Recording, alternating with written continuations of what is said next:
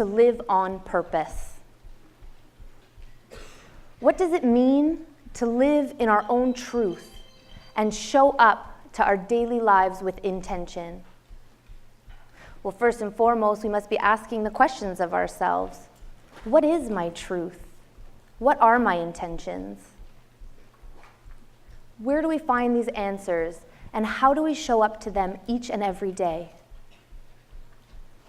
I have this vivid memory of being about 8 years old. I was living in California at the time. I remember walking in downtown LA, holding my mom's hand and playing that game, where you can't step on the cracks. I remember the heat and the smell. I remember all the noise and how small I felt among those tall, shiny buildings. And suddenly, all these different conversations I had overheard adults have in the past, feelings I had picked up on, and something about watching the people walk in the middle of their workday all came together. And I had this thought. It seemed that adults were surprised and perhaps disappointed with their lives, as if they were suddenly waking up wondering how they had gotten there doing what they were doing, as if it had happened to them without their noticing. I thought, Yael, that won't be you. You're going to make choices in your life. I closed my 8-year-old eyes shut tight and I said, remember, remember, don't forget. Well, I can look back now and recognize this was my first realization that living mindfully was of importance to living a conscious life, a life with intention. What does living mindfully mean to me? Perhaps we've heard that being mindful is being in the present moment. For me, there are really two important parts. The first is awareness. Awareness of what is actually happening in the moment, and awareness of what we're thinking and feeling in the moment. The second is acceptance. Acceptance of what is actually happening in the moment, and acceptance of what we are thinking and feeling in the moment, not resisting reality. Okay, let's begin with a little exercise. I invite you all to close your eyes if you're comfortable, or to look down with a soft gaze in front of you. Now try to recall as many details of this room that we're sitting in as possible. What are the colors of the walls? Is there anything hanging on the wall? Are there carpets? What colors am I wearing? What color is the person's hair sitting right in front of you? Try to remember as many details as possible. All right, open your eyes and take a look around.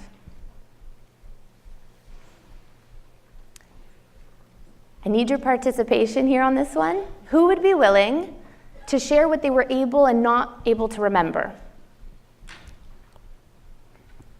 Okay, we'll start with you and then with you.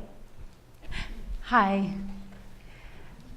I'm a very people person, then definitely I remember details around me. Okay. I remember the person, first of all, that I had a very warm conversation with her. Okay. And I remember her that she was shaking hand to us sitting behind her. Okay. Then definitely I was remembering these two people more than others, Okay. because I had some contacts. Okay, that really impacted you. Yes. So that's what you remember.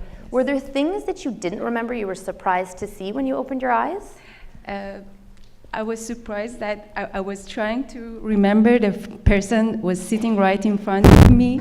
I couldn't, unfortunately. Okay. And it's funny that I haven't been struggled because she's a little taller. And then, And you still did notice. No. All right. Thank you so much. My pleasure. And the second person? Hi. Hi. So what I remembered is that there was stairs coming down. The TEDxMontrealWomen You were wearing black, and the lady in front of me had brown hair. The rest is like, I thought the walls were black. I couldn't remember like most of the thing. I realized as well that the room was full of people. Yeah. And that's about it. So not too much observation. Interesting. Thank you so much for sharing, both of you. By a show of hands, who found it really easy to remember most, if not all, the details of this room? Okay, quite an observant bunch. Who found it difficult to remember? Okay, so you're more like me. Okay. Thank you. What's the point of this exercise? This exercise is about observing and awareness. By observing our surroundings, we are grounded in the present. Observation is a skill to being able to be aware. Now, it might not seem so important to remember all the details of a room, but what are some of the things in our own lives that we might be overlooking, that we might not be aware of? And if we think it's hard to observe what's going on around us, what about what's going on inside? Our thoughts, our feelings, our needs. Why is living mindfully, living in the present moment with acceptance, important for living a conscious life? Because life is unfolding in the present. Because we can only make choices in the present. The past is the past, and the future hasn't happened yet. It's true, life is complicated, and much happens beyond our control. What we do have control over is how we show up in the present. How we show up in the present defines the quality of our lives. What we are thinking and feeling in the moment helps to create our reality. So first, let's take a look at what happens when we're not aware of what we're thinking and feeling. Most of us tend to be asleep, going through our lives on a sort of autopilot. How many of us have driven somewhere only to arrive and realize you have no idea how you got there? Y'all know. It's like we plugged the destination into our internal GPS system and we went on automatic, allowing our body to get us there while our mind was somewhere else. And how many activities can we say we show up to like this each and every day, automatically and mindlessly? Like when reading to our children, or eating, or even while having sex. Not me, I'm just saying it's possible. And for the big decisions of our lives, careers, relationships, parenting, how many of us can say that we really stop to reflect if this is our truth? How many of us know what we really want? Most of us are unaware of the narratives that drive us. To become aware, we need to go inside so that we can begin to question them and see what's true for us. Then we can start making conscious choices about how we show up in the present. I'm so present, I forgot what I was going to say. The first step in making conscious and informed decisions is awareness. Okay, so what do we need to be aware of? Well, one of the first things to be aware of are our internal voices. We have many of them, and they're talking to us all the time. They're trying to protect us, to guide us. But sometimes they hurt us and limit us. Most of us have this internal critical voice. So let's begin to gain some awareness of our own inner critics right now. I invite you to take out a piece of paper.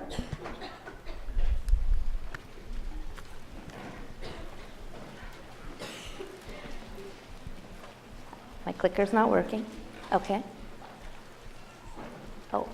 And write down in one sentence, a reoccurring negative thought you have about yourself. It will remain anonymous, okay? So some of the things I say to myself are, I could never be good enough, or I am unlovable. So go ahead and write it down now. All right, everybody has something written? Yes? Okay, take that piece of paper and crumple it up. That's right.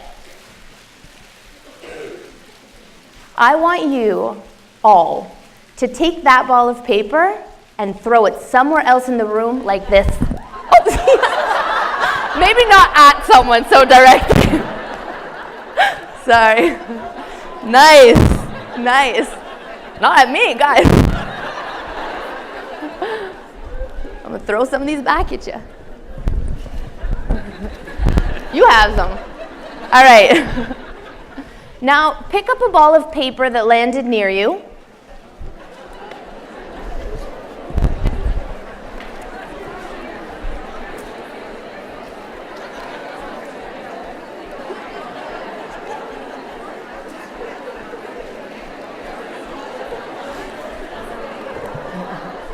Okay. You don't have any paper? I got no arm. Pass it back, spread them out. Everybody open up the ball of paper that you have and read it. Done it already.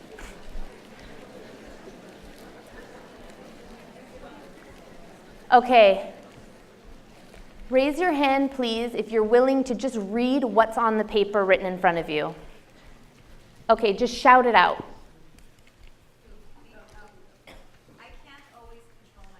I can't always control myself. Who else?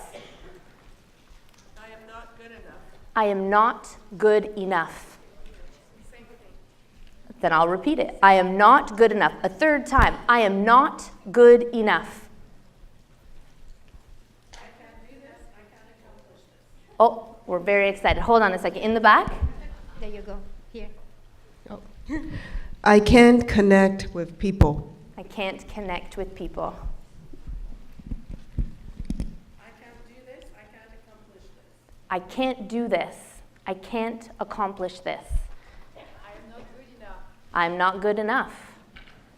No one loves me. No one loves me. Okay, I'm not ignoring you all the way in the back. Who would like to share? Go ahead.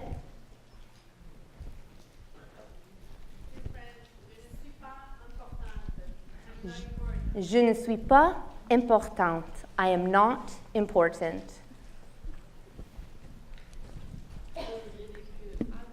Je ridicule?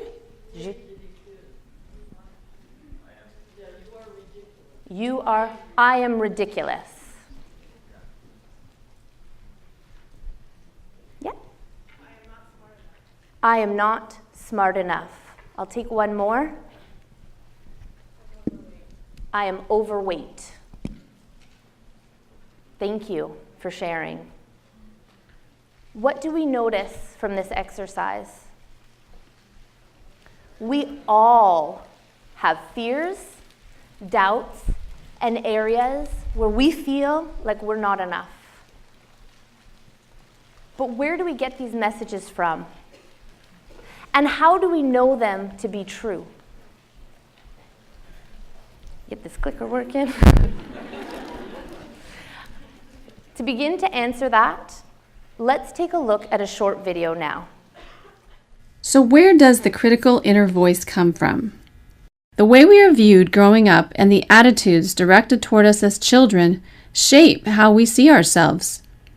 Harmful views directed at us by parents or other influential caretakers are internalized to make up our self-image. Children also pick up on the critical feelings their parents have toward themselves, and they may take on a parent's self-attacks as their own. Kids are particularly sensitive to times where a parent overreacts critically toward them, like when a parent loses it during times of stress. It's not just our parents' attitudes toward us that gives substance to the critical inner voice. Other influential adults, such as significant family members or teachers, can impact the way we see ourselves. So can siblings, peers, and even society at large. As we get older, we carry these critical thoughts with us. Only now we think these negative things about ourselves. If we pay attention, we can observe the critical inner voice at work in various areas of our lives. Its nasty assaults diminish our self-esteem, interfere with our romantic relationships, undermine us at work, and intrude on our parenting. The video shows that the voices we carry and the stories we tell ourselves about who we are, in large part, come from others, and yet dictate how we feel about ourselves and what we do. I have a loud inner critic, and it defined me for a long time. My inner critic was developed around messages I received about how emotional I was. For as long as I can remember, I was told I was sensitive. You know, I'd be watching a commercial crying, I'd be called sensitive. I'd connect deeply with someone, I'd be called sensitive. I was living with my emotions out in front, uncensored about how I was feeling and what I was seeing.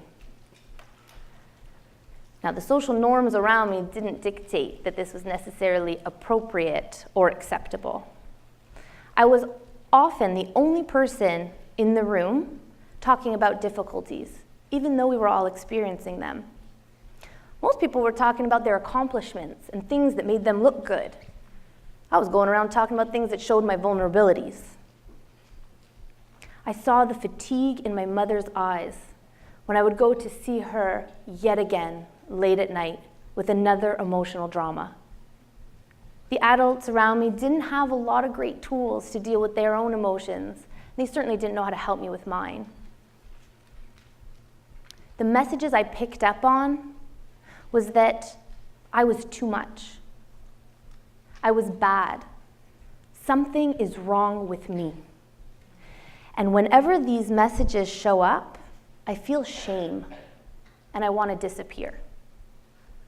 This held me back in my life in many areas: career, education, relationships.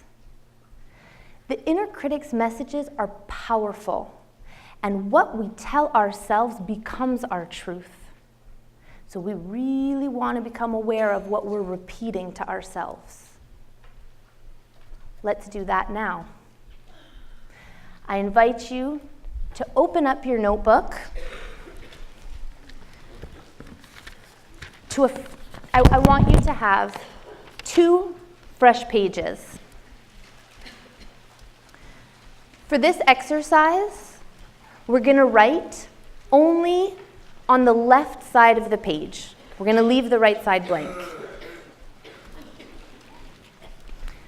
So on the left side of the page, I want you to write down negative things that you say or think about yourself. We're going to really give that voice a chance to speak. Do we need a little bit more time? Okay, got it.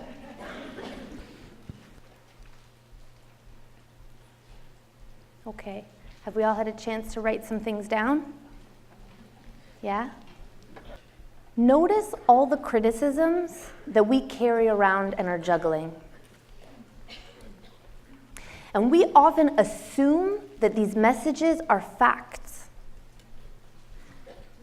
But we now know that they in large part come from others and may not actually be true to who we are. We may never have even had a chance to hear our own authentic voice through all the noise. As for me, well, it's true. I am extremely sensitive. But the messages that I picked up on, that I'm bad because of it, is false and limiting. Look, I needed to learn containment and boundaries, but that's all.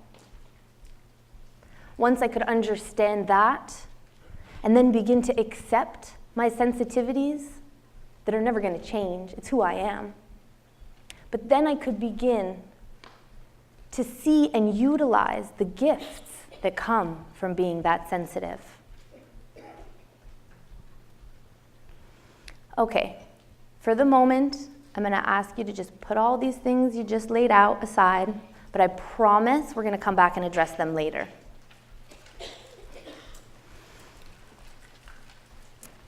The feelings that come up when these messages show up are often incredibly painful and can sometimes be debilitating.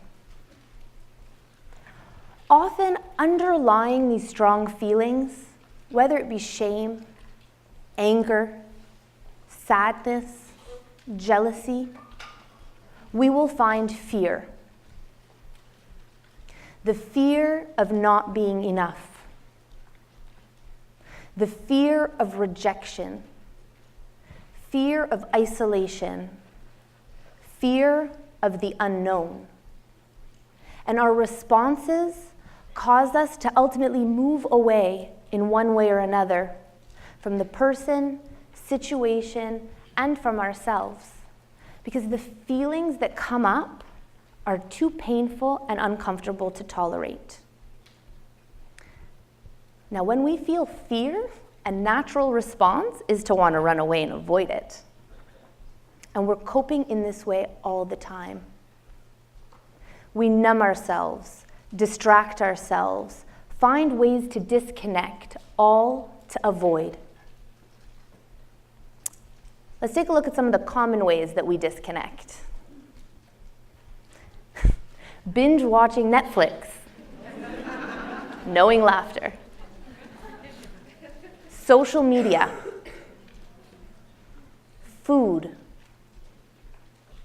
Wine. Drugs. Sex. Work. Even taking care of others becomes a distraction when we lose ourselves through our efforts.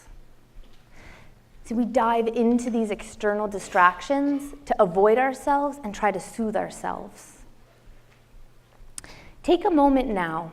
Can you think of ways that you commonly disconnect? I want you to write them down, but be mindful not to write it on the right side of the page. Go to a fresh page, okay? And write down, what are the ways you disconnect?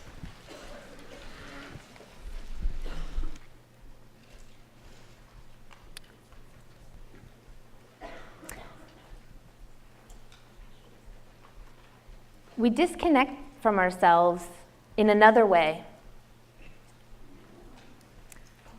When we turn to the outside, okay, this is going to bother me, this clicker. Can you just push the next slide? Thank you. We disconnect from ourselves in another way. When we look to the outside world for our self-worth, validation, and acceptance. How many times have we said in one way or another, I'll feel good about myself when? When I graduate, when I get that job, when I get the promotion, when I get married, when I have more money, when I lose 10 pounds. Only we never get there, or when we arrive, we move on to the next thing that will certainly bring us that sense of accomplishment and validation we're seeking. Only when we get there, we move on to the next thing, and the next thing, and so on. Why aren't we getting there? When we are trying to find our sense of self-worth and acceptance from external things, in my experience, it's endless. There is always a need for more. I spent the first half of my life in a desperate search to feel safe emotionally. I longed to feel stability, and acceptance. I wanted to know I wasn't bad. This search led me to lose myself in other people as I was trying to find that validation and comfort from them. Well, as that failed over and over again, I turned to more and more substances to numb myself. Years in and out of programs, therapies, and a treatment center or two, I felt helpless, hopeless, and my sense of shame and badness had only grown. As I entered my last treatment center, I asked, how am I going to connect what I know in my head into my heart?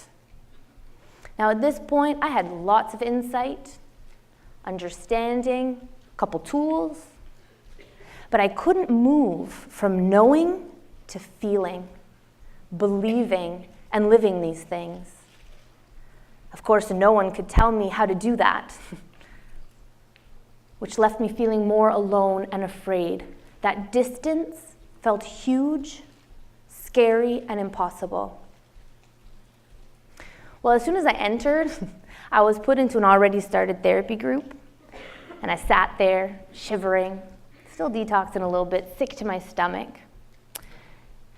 And see, even though I was clearly physically and mentally not well in that moment, I still thought I had the answers, and I knew how to fix everybody else. So I promptly began to comment and offer advice to the other members of the group.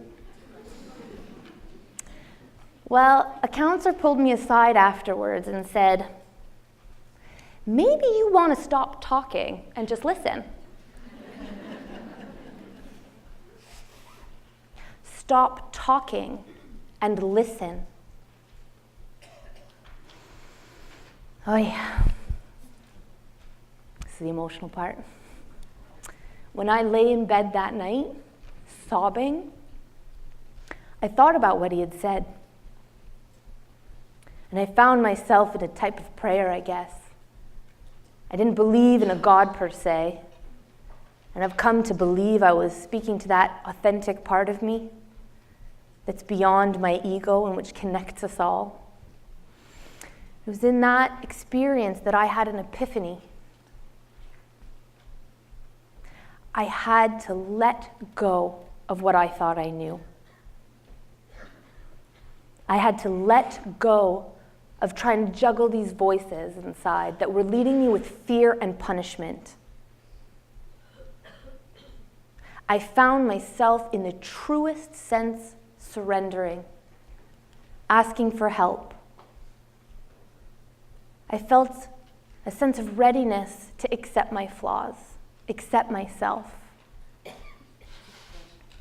Became ready to accept my situation no matter how bad it was in that moment.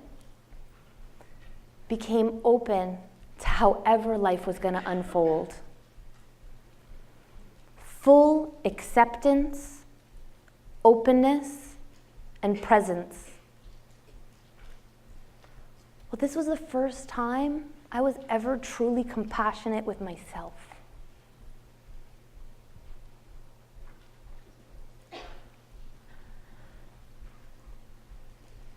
I instantly felt a sense of calm and a tingling from my head to my toes.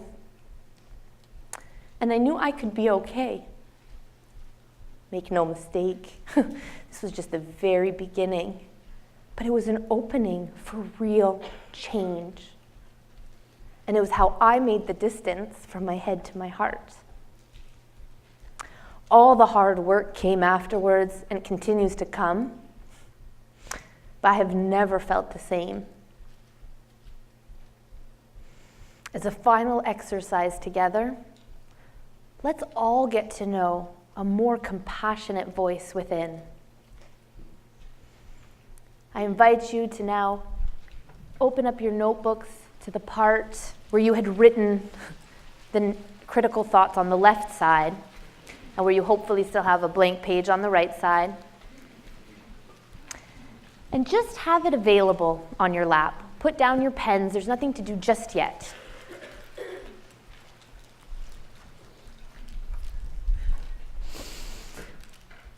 I invite you to sit comfortably and to once again close your eyes.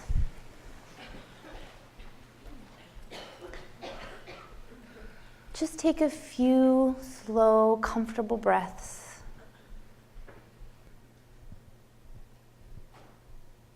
Let's allow our focus on our breathing to bring us deep into ourselves and into this moment.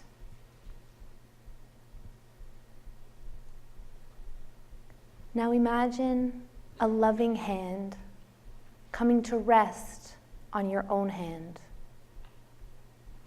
This hand is the part of you that accepts you as you are. Feel the warmth of acceptance radiate into your own hand.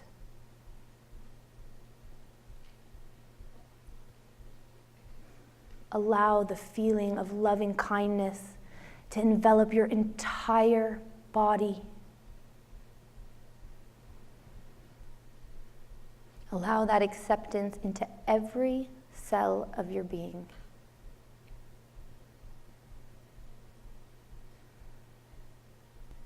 Now allow that loving hand to guide your own hand to the right side of the page. What might this loving hand help you to say in response to the painful, critical messages on the left side of the page? When you're ready, open your eyes and talk back to the first 3 messages on the left side of the page, allowing that loving hand to guide you.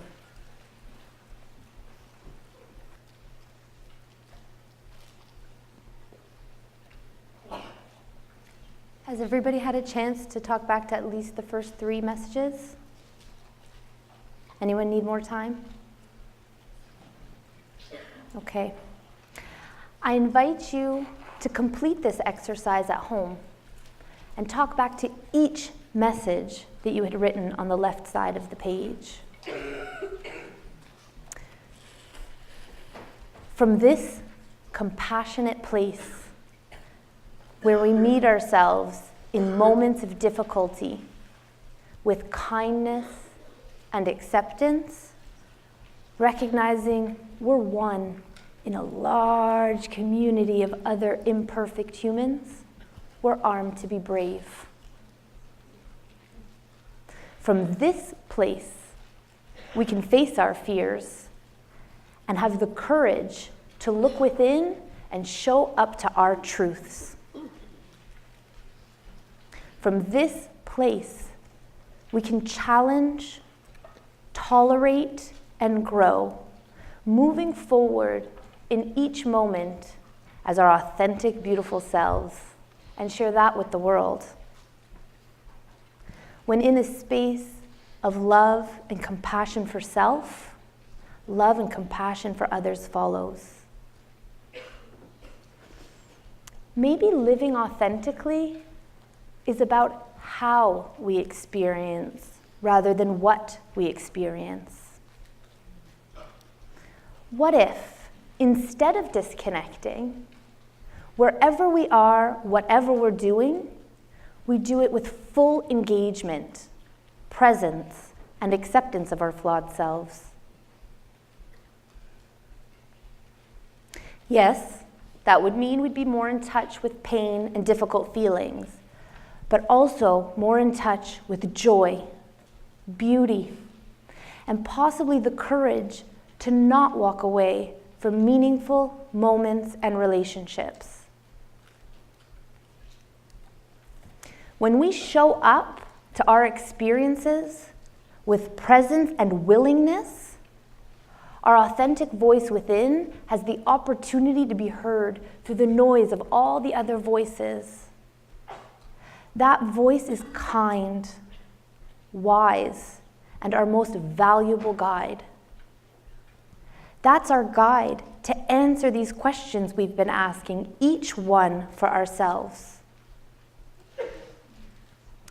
If I were to meet that 8-year-old girl in downtown LA, I could honestly tell her I am living on purpose.